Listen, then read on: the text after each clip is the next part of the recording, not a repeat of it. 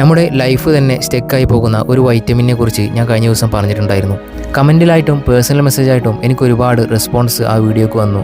അപ്പോഴാണ് എനിക്ക് മനസ്സിലായത് ഈ സിറ്റുവേഷനിലൂടെ കടന്നുപോയിക്കൊണ്ടിരിക്കുന്ന ഒരുപാട് ആളുകൾ നമുക്ക് ചുറ്റുമുണ്ടെന്ന്.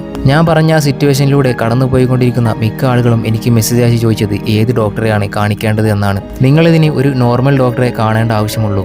വൈറ്റമിൻ ഡി ചെക്ക് ചെയ്യുകയോ ബോഡി ചെക്കപ്പ് എടുക്കുകയോ ചെയ്യുന്നതാണ് നല്ലത്. കുറേ പേര് എന്നോട് ചോദിച്ചിട്ടുള്ള ചോദ്യമാണ് ഇതിൽ നിന്നും എപ്പോൾ റിക്കവറി ആകുമെന്നുള്ളത്. ഞാനിപ്പോഴും ഇതിൽ നിന്നും റിക്കവറി ആയിട്ടില്ല. ഇപ്പോഴും മരുന്ന് കഴിച്ചുകൊണ്ടിരിക്കുകയാണ്. എൻ്റെ അറിവിൽ ഓരോ വ്യക്തിയുടെയും ഹെൽത്ത് കണ്ടീഷൻ പോലെ ഇരിക്കും ഇതിൽ നിന്നും റിക്കവറി ആവുന്ന കാര്യം. ഇതൊരു ജീവിതശൈലി രോഗമാണ്. നമ്മുടെ ലൈഫ് സ്റ്റൈലിൽ വന്നിട്ടുള്ള മാറ്റങ്ങളാണ് വൈറ്റമിൻ ഡിയുടെ ഈ ഒരു ഡിഫറൻസിന് കാരണം.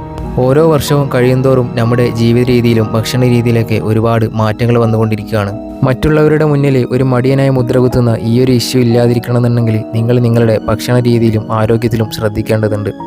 അപ്പോൾ വീഡിയോ ഇഷ്ടപ്പെട്ട ഫോളോ ചെയ്യാൻ മറക്കല്ലേ.